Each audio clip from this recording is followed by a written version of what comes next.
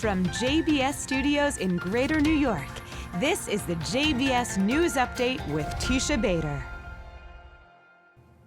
I'm Teisha Bader with the JBS News Update for Wednesday, July the 17th, 2019.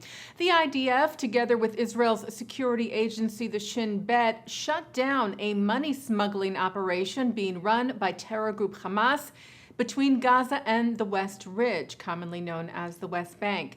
The Israeli army said 3 Hamas operatives were arrested for their involvement in the operation that transferred large amounts of money for organizational terror activity and for funding the salaries of Hamas operatives. Israeli Prime Minister Benjamin Netanyahu met today in Jerusalem with a group of Jewish American leaders from the Orthodox Union. The Prime Minister reaffirmed the critical connection between Israel and diaspora Jewry and discussed with the delegation ways to work together to strengthen Jewish identity. OU President Moshe Bain said after the meeting with Netanyahu, "I was very much encouraged by the Prime Minister's commitment to Jewish students in the diaspora. We look forward to continuing to partner with him and the State of Israel to expose all Jews to their heritage."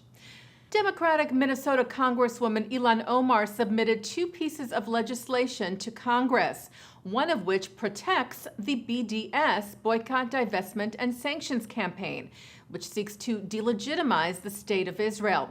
Omar told the Al Monitor news site that it was an American value to exercise the right to boycott.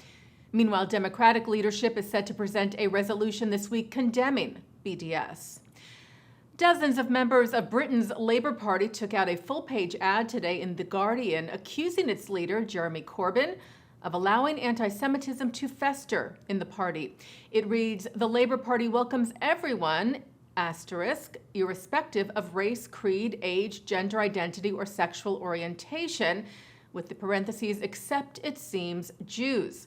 It was signed by 67 out of 179 labor lawmakers. Accusations of anti-Semitism have been directed at the Labor Party since Corbyn took over its leadership in 2015. Yesterday, over 200 current and former staffers in the party sent Corbyn a letter demanding he address the issue or step down. A party spokesperson, meanwhile, rejected the accusations, saying that there is no place for anti-Semitism in the Labor Party. Police in Massachusetts are investigating 2 anti-Semitic flyers found at a local synagogue. The Jewish Journal reports that printed posters attributed to the Daily Stormer Book Club were found Monday morning at the entrance to Temple Emmanuel in Marblehead. They refer to the Holocaust as fake news. The Anti-Defamation League's Center on Extremism said similar incidents were reported at synagogues in Washington state, as well as outside of Houston, Texas, which, according to the ADL's New England Regional Director Robert Treston, are all part of a campaign by the white supremacist group. The Associated Press reports that public schools in Oregon will now require students to learn about the Holocaust, as well as other genocides. Governor Kate Brown signed a bill into law on Monday in response to the rise of anti-Semitic incidents across the country. The bill was introduced by 14-year-old Claire Sarnowski, inspired by her friendship with 92-year-old Holocaust survivor Alter Weiner, whom Claire heard speak about his story of survival 4 years ago.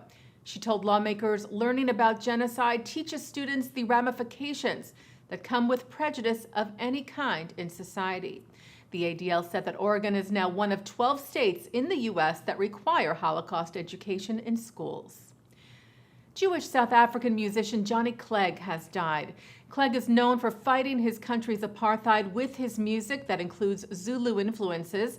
Known affectionately as the White Zulu, Clegg was famously joined on stage in 1999 while performing a song about Nelson Mandela by the late president. South Africa's government said today of the singer, his music had the ability to unite people across the races. Clegg has made an indelible mark in the music industry and the hearts of the people. Johnny Clegg died yesterday of pancreatic cancer. He was 66.